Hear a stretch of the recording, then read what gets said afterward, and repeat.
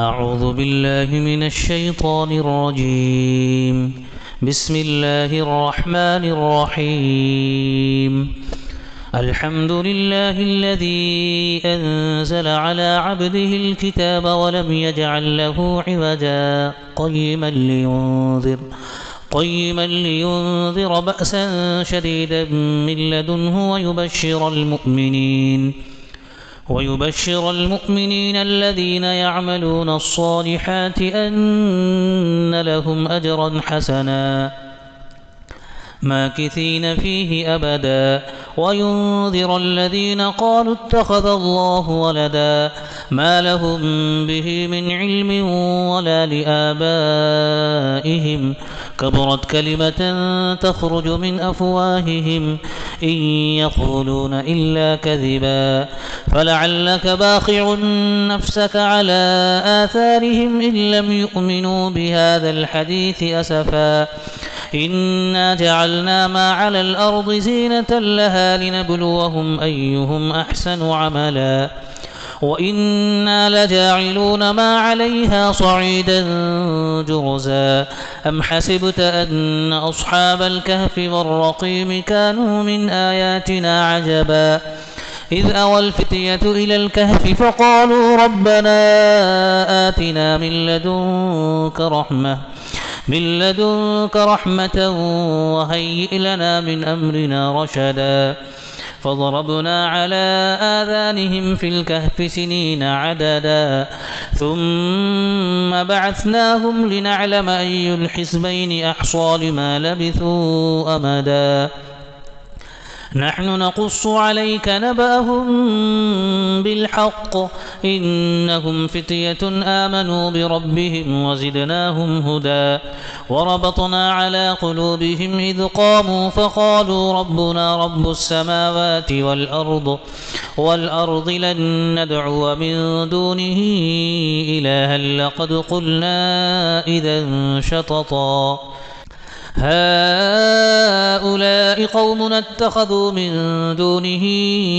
آلهة لولا يأتون عليهم بسلطان بين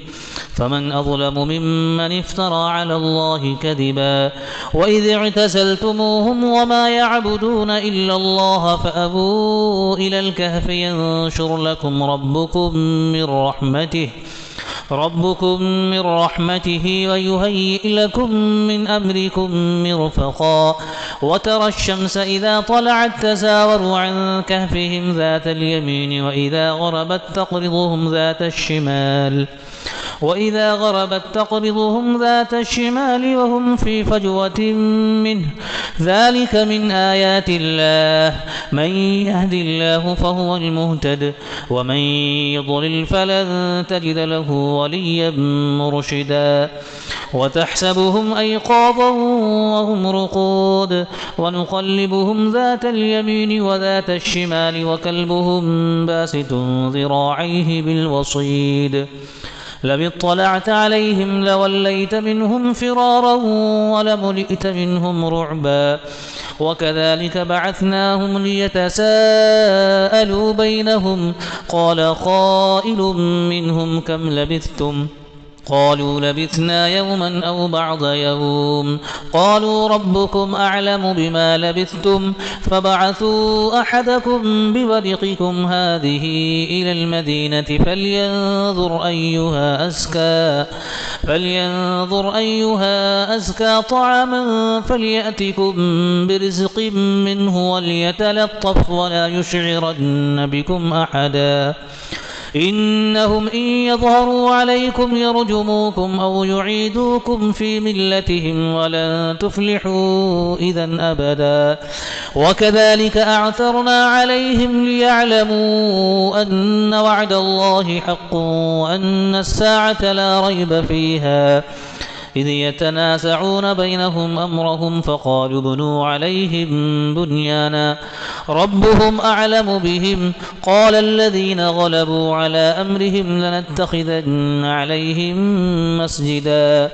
سيقولون ثلاثة رابعهم كلبهم ويقولون خمسة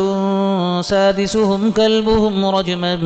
بالغيب ويقولون سبعة وثامنهم كلبهم قل ربي أعلم بعدتهم ما يعلمهم إلا قليل فلا تمار فيهم إلا مراء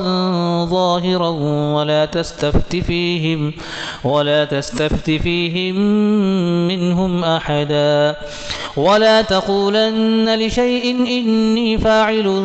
ذلك غدا إلا أن يشاء الله واذكر ربك إذا نسيت وقل عسى أن يهديني ربي لأقرب من هذا رشدا ولبثوا في كهفهم 300 سنين وازدادوا 9 قل الله أعلم بما لبثوا له غيب السماوات والأرض أبصر به وأسمع ما لهم من دونه من ولي ولا يشرك في حكمه أحدا واتل ما أوحي إليك من كتاب ربك لا مبدل لكلماته ولن تجد من دونه ملتحدا واصبر نفسك مع الذين يدعون ربهم بالغداة والعشي يريدون وجهه ولا تعد عيناك عنهم تريد زينة الحياة الدنيا ولا تطع من أغفلنا قلبه عن ذكرنا واتبع هواه وكان أمره فرطا وقل الحق من ربكم فمن شاء فليؤمن ومن شاء فليكفر إنا أعتدنا للظالمين نارا أحاط بهم سرادقها وإن يستغيثوا يغاثوا بماء كالمهل يشفي الوجوه بئس الشراب وساءت مرتفقا إن الذين آمنوا وعملوا الصالحات إنا لا نضيع أجر من أحسن عملا أولئك لهم جنات عدن تجري من تحتهم الأنهار يحلون فيها من أساور من ذهب ويلبسون ثيابا خضرا من سندس واستبرق متكئين فيها على الأرائك نعم الثواب وحسنت مرتفقا واضرب لهم مثل الرجلين جعلنا لأحدهما جنتين من أعناب وحففناهما بنخل وجعلنا بينهما زرعا كلتا الجنتين آتت أكلها ولم تظلم منه شيئا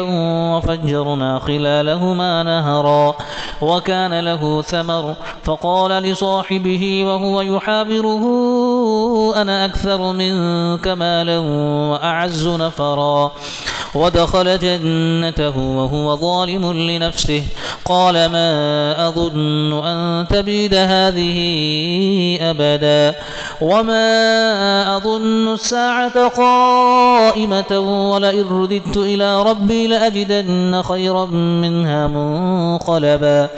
قال له صاحبه وهو يحاوره أكفرت بالذي خلقك من تراب ثم من نطفة ثم سواك رجلا لكن هو الله ربي ولا أشرك بربي أحدا ولولا إذ دخلت جنتك قلت ما شاء الله لا قوة إلا بالله إن ترني أنا أقل منك مالا وولدا فعسى ربي أن يؤتيني خيرا من جنتك ويرسل عليها حسبانا من السماء فتصبح صعيدا زلقا أو يصبح ماؤها غورا فلن تستطيع له طلبا وأحيط بثمره فأصبح يقلب كفيه على ما أنفق فيها على ما أنفق فيها وهي خاوية على عروشها ويقول يا ليتني لم أشرك بربي أحدا ولم تكن له فئة ينصرونه من دون الله وما كان منتصرا هنالك الولاية لله الحق هو خير ثوابا وخير عقبا واضرب لهم مثل الحياة الدنيا كماء إن أنزلناه من السماء فاختلط به نبات الأرض فأصبح هشيما تذروه الرياح وكان الله على كل شيء مقتدرا المال والبنون زينة الحياة الدنيا والباقيات الصالحات خير عند ربك ثوابا وخير أملا ويوم نسير الجبال وترى الأرض بارزة وحشرناهم فلم نغادر منهم أحدا وعرضوا على ربك صفا لقد جئتمونا كما خلقناكم أول مرة بل زعمتم أن لن نجعل لكم موعدا ووضع الكتاب فترى المجرمين مشفقين مما فيه ويقولون يا ويلتنا ما لهذا الكتاب لا يغادر صغيرة ولا كبيرة إلا أحصاها ووجدوا ما عملوا حاضرا ولا يظلم ربك أحدا وإذ قلنا للملائكة اسجدوا لآدم فسجدوا إلا إبليس كان من الجن ففسق عن أمر ربه أفتتخذونه وذريته أولياء من دوني وهم لكم عدو بئس للظالمين بدلا ما أشهدتهم خلق السماوات والأرض ولا خلق أنفسهم وما كنت متخذ المضلين عضدا ويوم يقول نادوا شركائي الذين زعمتم فدعوهم فلم يستجيبوا لهم وجعلنا بينهم موبقا ورأى المجرمون النار فظنوا أنهم مواقعوها ولم يجدوا عنها مصرفا ولقد صرفنا في هذا القرآن للناس من كل مثل وكان الإنسان أكثر شيء جدلا وما منع الناس أن يؤمنوا إذ جاءهم الهدى ويستغفروا ربهم إلا أن تأتيهم سنة الأولين أو يأتيهم العذاب قبلا وما نرسل المرسلين إلا مبشرين ومنذرين ويجادل الذين كفروا بالباطل ليدحضوا به الحق واتخذوا آياتي وما أنذروا هزوا ومن أظلم ممن ذكر بآيات ربه فأعرض عنها ونسي ما قدمت يداه إنا جعلنا على قلوبهم أكنة أن يفقهوه وفي آذانهم وقرا وإن تدعوهم إلى الهدى فلن يهتدوا إذا أبدا وربك الغفور ذو الرحمة لو يؤاخذهم بما كسبوا لعجل لهم العذاب بل لهم موعد لن يجدوا من دونه موئلا وتلك القرى أهلكناهم لما ظلموا وجعلنا لمهلكهم موعدا وإذ قال موسى لفتاه لا أبرح حتى أبلغ مجمع البحرين أو أمضي حقبا فلما بلغا مجمع بينهما نسيا حوتهما فاتخذ سبيله في البحر سربا فلما جاوزا قال لفتاه آتنا غداءنا لقد لقينا من سفرنا هذا نصبا قال أرأيت إذ أوينا إلى الصخرة فإني نسيت الحوت وما أنسانيه إلا الشيطان أن أذكره واتخذ سبيله في البحر عجبا قال ذلك ما كنا نبغي فارتدا على آثارهما قصصا فوجدا عبدا من عبادنا آتيناه رحمة من عندنا وعلمناه من لدنا علما قال له موسى هل أتبعك على أن تعلمني مما علمت رشدا قال إنك لن تستطيع معي صبرا وكيف تصبر على ما لم تحط به خبرا قال ستجدني إن شاء الله صابرا ولا أعصي لك أمرا قال فإن اتبعتني فلا تسألني عن شيء حتى أحدث لك منه ذكرا فانطلقا حتى إذا ركبا في السفينة خرقها قال أخرقتها لتغرق أهلها لقد جئت شيئا إمرا قال ألم أقل إنك لن تستطيع معي صبرا قال لا تؤاخذني بما نسيت ولا ترهقني من أمري عسرا فانطلقا حتى إذا لقيا غلاما فقتله قال أقتلت نفسا زكية بغير نفس لقد جئت شيئا نكرا قال ألم أقل لك إنك لن تستطيع معي صبرا قال إن سألتك عن شيء بعدها فلا تصاحبني قد بلغت من لدني عذرا فانطلقا حتى إذا أتيا أهل قرية استطعما أهلها فأبوا أن يضيفوهما فوجدا فيها جدارا يريد أن ينقض فأقامه قال لو شئت لاتخذت عليه أجرا قال هذا فراق بيني وبينك سأنبئك بتأويل ما لم تستطع عليه صبرا أما السفينة فكانت لمساكين يعملون في البحر فأردت أن أعيبها وكان وراءهم ملك يأخذ كل سفينة غصبا وأما الغلام فكان أبواه مؤمنين فخشينا أن يرهقهما طغيانا وكفرا فأردنا أن يبدلهما ربهما خيرا منه زكاة وأقرب رحما وأما الجدار فكان لغلامين يتيمين في المدينة وكان تحته كنز لهما وكان أبوهما صالحا فأراد ربك أن يبلغا أشدهما ويستخرجا كنزهما رحمة من ربك وما فعلته عن أمري ذلك تأويل ما لم تسطع عليه صبرا ويسألونك عن ذي القرنين قل سأتلو عليكم منه ذكرا إنا مكنا له في الأرض وآتيناه من كل شيء سببا فأتبع سببا حتى إذا بلغ مغرب الشمس وجدها تغرب في عين حمئة ووجد عندها قوما قلنا يا ذا القرنين إما أن تعذب وإما أن تتخذ فيهم حسنا قال أما من ظلم فسوف نعذبه ثم يرد إلى ربه فيعذبه عذابا نكرا وأما من آمن وعمل صالحا فله جزاء الحسنى وسنقول له من أمرنا يسرا ثم أتبع سببا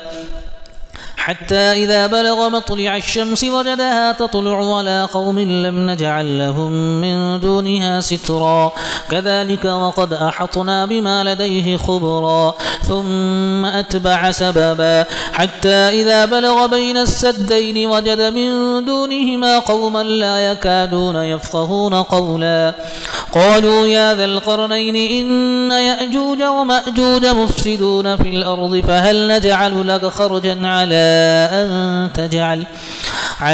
أن تجعل بيننا وبينهم سدا قال ما مكنني فيه ربي خير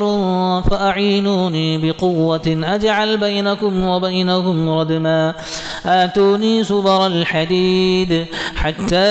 إذا ساوى بين الصدفين قال انفخوا حتى إذا جعله نارا قال آتوني أفرغ عليه قطرا فما استطاعوا أن يظهروه وما استطاعوا له نقبا قال هذا رحمة من ربي فإذا جاء وعد ربي جعله دكاء وكان وعد ربي حقا وتركنا بعضهم يومئذ يموج في بعض ونفخ في الصور فجمعناهم جمعا وعرضنا جهنم يومئذ للكافرين عرضا الذين كانت أعينهم في غطاء عن ذكري وكانوا لا يستطيعون سمعا أفحسب الذين كفروا أن يتخذوا عبادي من دوني أولياء إنا أعتدنا جهنم للكافرين نزلا قل هل ننبئكم بالأخسرين أعمالا الذين ضل سعيهم في الحياة الدنيا وهم يحسبون أنهم يحسنون صنعا أولئك الذين كفروا بآيات ربهم ولقائه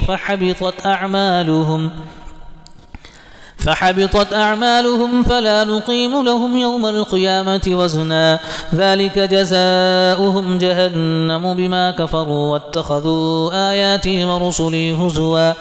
إن الذين آمنوا وعملوا الصالحات كانت لهم جنات الفردوس نزلا خالدين فيها لا يبغون عنها حبلا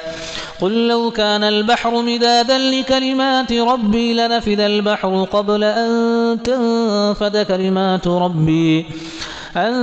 تنفد كلمات ربي ولو جئنا بمثله مددا قل إنما أنا بشر مثلكم يوحى إلي أنما إلهكم إله واحد فمن كان يرجو لقاء ربه فليعمل عملا صالحا ولا يشرك بعبادة ربه أحدا.